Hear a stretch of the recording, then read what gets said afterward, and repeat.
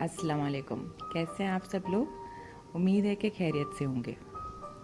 मैंने कुछ दिन वीडियोस नहीं बनाई क्योंकि मेरे पास इंटरनेट का मसला था और सबके ही पास होगा मेरे ख़्याल से।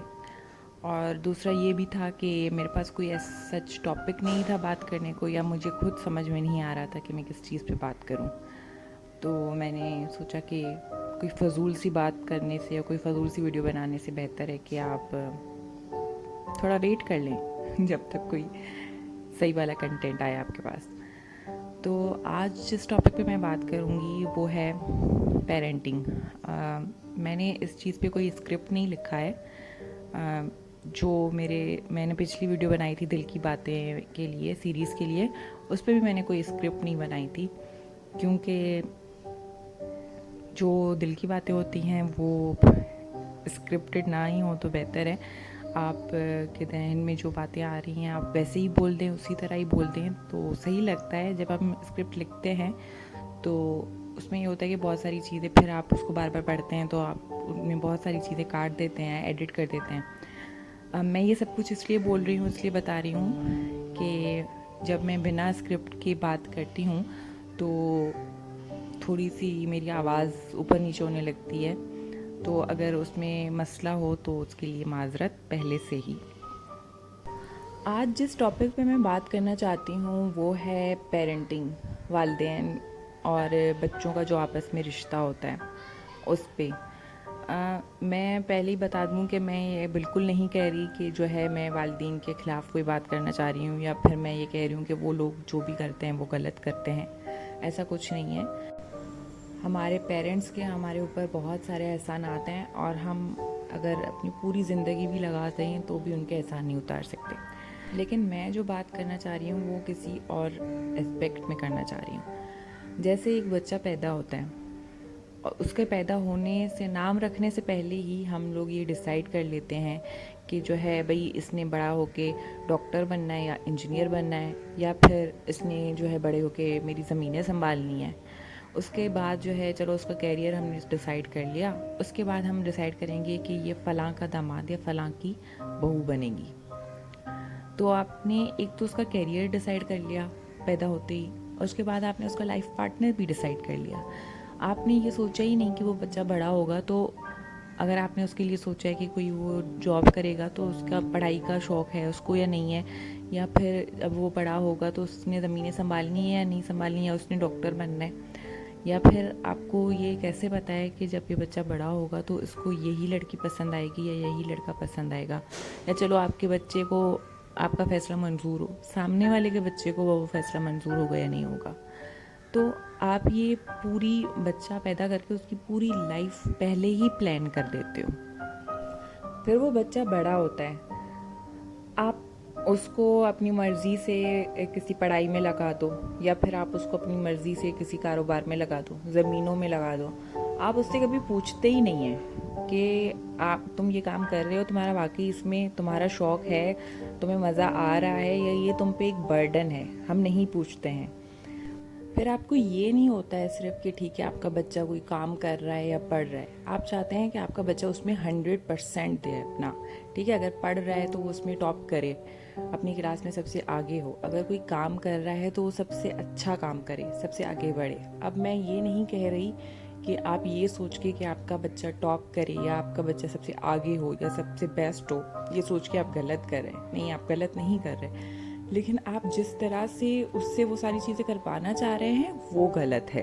अब आप एक बात खुद ही सोचें कि जिस चीज़ में आपका इंटरेस्ट नहीं है, जो चीज़ आपको पसंद नहीं है, जिस चीज़ में आपको मज़ा नहीं आ रहा, उस चीज़ को करके आप अपना 100% कैसे दोगे उस चीज़ में, या आप उसमें अपना बेस्ट कैसे दिखाओगे उस चीज़ में, जब आपको वो चीज़ पसंद ही नहीं है। और बात फिर यहाँ पे ख़त्म नहीं होती। फिर आपको होता है कि चलो हमारा बच्चा पढ़ रहा है, कोई काम कर रहा है, वो अलग बात है, वो ठीक है अपनी जगह पे, लेकिन अब उससे घर के भी सारे काम करने चाहिए, सारे काम आने चाहिए जो भी होते हैं। लड़का है तो उसको घर की जो उल्टी सीधी चीज़ें जो ख़राब हो जाती हैं, चलो वो उसने ठीक कर ली, बाहर के काम कर लिए। लड़कियां हैं तो उन्होंने खाना पका लिया, घर का काम कर लिया, तो वो सारी चीज़ें भी उन्होंने साथ साथ में करनी है। ऐसा नहीं है कि बस आप पढ़ रहे हो या कोई काम कर रहे हो तो आप घर का काम नहीं करोगे। और ये नहीं है कि किसी भी चीज़ में आप कम या ज़्यादा हो गए, आपने दोनों ही तरफ अपना 100% देना है। और दूसरा क्या होता है कि बच्चे को खाली नहीं बैठना। अगर उसने 2 घंटे पढ़ लिया है या 2 घंटे 3 घंटे काम कर लिया है घर का, तो अब वो अगर खाली आके बैठ गया होगा कि थोड़ी देर बैठ गया या लेट गया या गेम खेल ली या कुछ भी कर लिया, तो आपको होता है कि खाली क्यों बैठे हुए हो, जाके काम कर लिया तो जाके पढ़ाई करो, या पढ़ाई कर लिया तो फिर जाके काम करो। और सामने से आप ये बिल्कुल भी नहीं सुन सकते कि आपके बच्चे ने एक काम किया है, उससे वो थक गया है तो दूसरा काम नहीं कर सकता। ख़ास तौर पे जब वो ये बोले कि मैंने घर के काम किए हैं और अभी मैं थक गया हूँ या थक गई हूँ और मैं फ़िलहाल नहीं पढ़ सकती या मुझे ब्रेक चाहिए, तो हमारा जवाब ये होता है उनको, बच्चों को, कि तुम्हें कौन सा भाग दौड़ करके पढ़ना है, एक जगह बैठ के आराम से ही तो पढ़ना है, तो तुम पढ़ सकते हो, ये तो फजूल का बहाना है।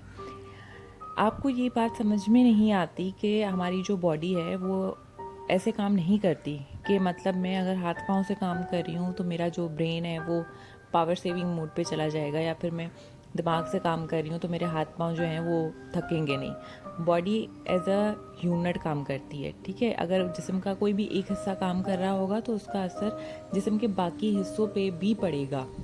ऐसा नहीं होगा कि मैं जो है एक हिस्से से काम करूँगी तो दूसरा हिस्सा बिल्कुल फ्रेश होगा, ठीक है। हम पूरे तरीके से ही थकते हैं, पूरी बॉडी ही थकती है हर काम में। तो हर काम के बाद आपको ब्रेक चाहिए होता है, लेकिन हम बच्चों को ब्रेक नहीं देते। हम कहते हैं बस एक काम ख़त्म किया यहाँ पे तो दूसरा काम शुरू कर दो, एक काम में मज़ा नहीं आ रहा, चलो दूसरा काम स्टार्ट कर दो। ब्रेक देना आपको आपके यहाँ अलाउ ही नहीं है। यहाँ पे जो मैं बच्चा लफ्ज़ यूज़ कर रही हूँ या बच्चों के बारे में बात कर रही हूँ, तो बच्चा आपका हर एज में होता है, ठीक है। माँ बाप के लिए उसका बच्चा जो होता है वो हमेशा, भले वो 40 साल का हो जाए, वो बच्चा ही रहता है। तो मैं सिर्फ छोटे बच्चों की बात नहीं कर रही, मैं एज अ होल पेरेंट और चाइल्ड की जो रिलेशनशिप है उसके बारे में बात कर रही हूँ, कि हम अगर अब बच्चे को पढ़ाई से या घर के काम से के बीच में ब्रेक लेने की इजाज़त नहीं दे रहे हैं, तो ये कैसे हो सकता है कि कभी वो अपनी लाइफ, समटाइम्स हमें अपनी लाइफ में भी ब्रेक चाहिए होता है, हम थक जाते हैं बहुत सारी चीज़ों से। तो जब इन छोटी छोटी चीज़ों में ही आप उसको ब्रेक लेने की इजाज़त नहीं दे रहे, तो अगर उसको कभी अपनी लाइफ से, अपनी सारी प्रॉब्लम से, इन सारी चीज़ों से ब्रेक चाहिए होगा तो वो क्या करेगा? उसको तो पता ही नहीं होगा कि ब्रेक लेना भी कोई चीज़ होती है। अपने आप को नॉर्मल रखने के लिए कभी कभी ठहरना भी पड़ता है, उसको इस चीज़ का पता ही नहीं होगा। तो वो सारी चीज़ों को के साथ कैसे लड़ेगा, कैसे हैंडल करेगा उसको? पेरेंटिंग का मकसद ये नहीं होता कि आपने उसको पढ़ा दिया, आपने उसको स्कूल में दाखिल करवा दिया, आपने उसको खाना पीना सिखा दिया और खाना प्रोवाइड कर दिया, बस काम ख़त्म हो गया। अब वो नहीं होता, आपको उसको लाइफ स्किल्स सिखानी पड़ती हैं, और वो आपसे ही सीखता है। जिस तरह आप उसको ट्रेन करते हैं उसी तरह ही वो अपनी आगे जाके अपनी लाइफ को हैंडल करने के तरीके वो वहीं से सीखता है, ठीक है। आप उसको जिस तरह से, अब आपको आजकल ये होता है कि हम कहते हैं कि बच्चे हमारे पास बैठते नहीं हैं, बच्चे हमारे पास हमारी बात नहीं सुनते, बच्चों को हमारी इज्जत नहीं करते, हमसे कुछ शेयर नहीं करते, और बिहेवियर अच्छा नहीं है उनका हमारे साथ। ये आपकी सोच है कि आप बच्चे आपके साथ बैठना नहीं चाहते या बच्चे आपसे प्यार नहीं करते। ऐसा कुछ नहीं है, ठीक है। बच्चों को सबसे ज़्यादा अपने माँ बाप से ही मोहब्बत होती है, चाहे कुछ भी हो, और वो चाहते हैं कि हम जाके उनके पास बैठें, उनसे बात करें, लेकिन वो नहीं करते। क्यों नहीं करते, इसके बारे में थोड़ा सा आपने कभी सोचा है कि वो क्यों नहीं करते हैं ये सब कुछ? अब आजकल ये होता है कि देखो, बच्चा फॉर सपोज अगर माँ बाप के पास जाके बैठ गया, कोई जोक सुना दिया, कोई ऐसी हंसी वाली बात आई उसके जहन में, या कोई ऐसा इंसिडेंट हुआ स्कूल में, कॉलेज में, यूनिवर्सिटी में, तो वो गया कि चलो इनके साथ भी शेयर करता हूँ। अब हम उनके बात आपको बताएंगे, तो आप क्या करेंगे कि आप उसको फ़ौरन से ही उस पूरे जोक को आप एक लेक्चर में चेंज कर देते हैं कि नहीं, ऐसा नहीं होता, ऐसा होता है, इस तरह नहीं कहते, उस तरह नहीं करते। फिर अगर उसने आपके साथ कोई अचीवमेंट शेयर की कि मैंने कुछ ऐसा काम किया है जो बहुत अच्छा है या कुछ भी है, तो आप उसको चेंज करते हैं, इस टॉपिक को चेंज करते हैं इस वे में कि इसमें तुम्हारा क्या है, मतलब तुमने क्या खास किया है, ये तो हमारी वजह से है। अगर तुम्हारे मार्क्स ज़्यादा हैं या तुमने टॉप किया है या तुम आज एक अच्छे मकाम पे हो, तो वो हमारी वजह से हो, क्योंकि हमने तुम्हें पढ़ाया, या हमने तुम्हारे ऊपर मेहनत की, या हमने तुम पे इन्वेस्ट किया। मैं ये नहीं कह रही कि सभी माँ बाप ऐसा करते हैं, मैं ये भी नहीं कह रही कि जो चीज़ें ये वो कहते हैं वो गलत कहते हैं। ठीक है, सब बच्चों को पता होता है कि उसकी फ़ीस उसके अब्बा ने भरी है या उस पर मेहनत उनके माँ बाप ने की है या उनको स्कूल में दाखिल उन्होंने करवाया है। ये बात कौन नहीं मानता, ठीक है, हमें पता है कि हमारे पेरेंट्स ने ये सब कुछ करवाया है। लेकिन आपके 4 बच्चे हैं, आप चारों बच्चों को ही दाखिल करवाते हैं स्कूल में, तो आपके चारों बच्चे ही अगर टॉप करें ये ज़रूरी नहीं होता। आपके चारों बच्चों को पढ़ाई का शौक़ हो ज़रूरी नहीं होता, ठीक है। उसमें से तो जो बच्चा आपका अच्छा कर रहा है, काम अच्छी जगह पे है, तो वो आपकी वजह से है आपके हिसाब से। और जो बुरा कर रहा है या अच्छी मार्क्स लेके नहीं आ रहा है या किसी अच्छी जगह पे नहीं पहुंच सका, तो वो उसकी अपनी गलती है। तो ये तो गलत हुई ना बात। आपको बच्चे को अप्रिशिएट करना चाहिए, इनकरेज करना चाहिए उसको मज़ीद कि हाँ तुम अच्छा कर रहे हो या तुम अच्छा कर सकते हो या तुमने अच्छा किया। थोड़ी सी तो आप उसको क्रेडिट उस बंदे को भी दो जो काम कर रहा है। लेकिन नहीं, हम ऐसा नहीं करते। अगर उसने अच्छा किया है तो वो आपकी वजह से हुआ है, और अगर उसने कुछ गलत किया है या बुरा किया है या कुछ अच्छा नहीं कर सका है तो वो उसका अपना फेलियर है, उसमें आपका कोई अमल दखल नहीं है। मैं ये नहीं कहती कि पेरेंट्स हमारे लिए कुछ नहीं करते, ऑब्वियसली वो हम पे इन्वेस्ट करते हैं, वो उनकी दुआएं होती हैं हमारे साथ, हमेशा होती हैं। लेकिन तो फिर दोनों चीज़ों का क्रेडिट लेना। अगर आप उसके सक्सेस का क्रेडिट ले रहे हैं तो उसके फेलियर में उसको अकेला क्यों छोड़ देते हैं?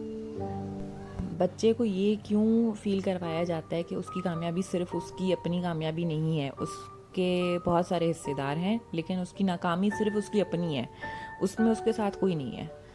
ये सरासर गलत है, ठीक है। आपको इस तरह से नहीं करना चाहिए। दूसरा ये है कि अब ये टॉपिक बहुत लंबा हो गया है, मैंने बहुत ज़्यादा इस पर बोली और शायद मैं बहुत ज़्यादा बोल सकती हूँ और इस पर, लेकिन सारी इन बातों का मकसद ये है कि जब आप बच्चा पैदा करते हैं तो उसका मतलब ये नहीं है कि वो अब आपकी प्रॉपर्टी है, ठीक है। उसका ये मतलब भी नहीं है कि वो एक पपेट है जिसको आप अपने हिसाब से चलाएंगे क्योंकि आपने उसको पैदा किया है। ऐसा नहीं होता। एक बच्चा है, वो भी एक इंसान है, उसके अंदर भी एक दिमाग है जो सोचता है, उसकी भी फीलिंग्स होती हैं, उसकी भी ख्वाहिशात होती हैं, तो आपको वो सारी चीज़ें ध्यान में रखनी चाहिए। तो पेरेंटिंग का मतलब ये नहीं होता कि आप उसकी लाइफ पूरी प्लान कर दें और फिर उसको डिक्टेट करना शुरू कर दें कि अब आप उसने ऐसी ही लाइफ गुजारनी है। आपको चाहिए कि आप अपने बच्चों के साथ बैठें, उनसे बातें करें, आपकी जो इनसिक्योरिटीज़ हैं, आपके जो खदशात हैं, आपकी जो उनके लिए ख्वाब हैं, आप वो उनके साथ शेयर करें और उनसे भी पूछें कि वो अपनी लाइफ के लिए क्या चाहते हैं, और कोई ऐसा रास्ता निकालें जिसमें आप दोनों ही खुश हों।